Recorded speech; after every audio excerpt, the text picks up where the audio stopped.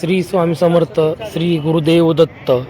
आज आपल्या दक्षिण भारत यात्रेचा आजचा दुसरा दिवस। आपण श्री स्वामी समर्थांचे दर्शन घेऊन आपल्या दक्षिण भारत यात्रेला प्रारंभ केल्यानंतर पुढील गाणगापूर येथे दर्शन घेऊन आज दुसऱ्या दिवशी पुढील आपल्या श्रीशैलम श्री सिद्धेश्वरांच्या पावनभूमीनंतर आपल्या सोलापुरातील पावनभूमीनंतर पुढील आंध्र प्रदेशातील श्रीशैलम मंदिरामध्ये, जेथे श्रीशैलम मंदिर हे आंध्र प्रदेशातील एक प्राचीन आणि महत्त्वाचे हिंदू तीर्थक्षेत्र आहे, जे भगवान शिव मल्लिकार्जुन आणि देवी पार्वती यांना समर्पित आहे।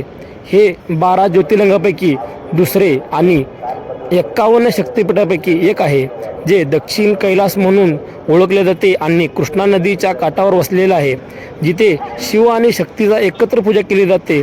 मुख्य म्हणजे ते स्थान आंध्र प्रदेशातील श्रीशैलम माला पर्वतरांगेत कृष्णा नदीच्या काठावर आहे। याची ओळख म्हणजे 12 ज्योतिर्लिंगापैकी दुसरे ज्योतिर्लिंग आणि 51 शक्तिपीठापैकी एक आहे।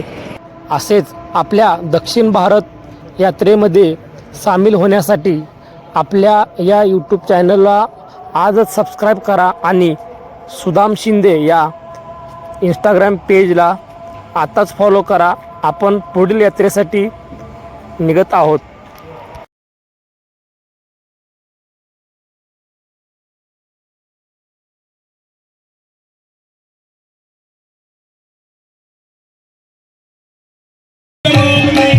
Come here.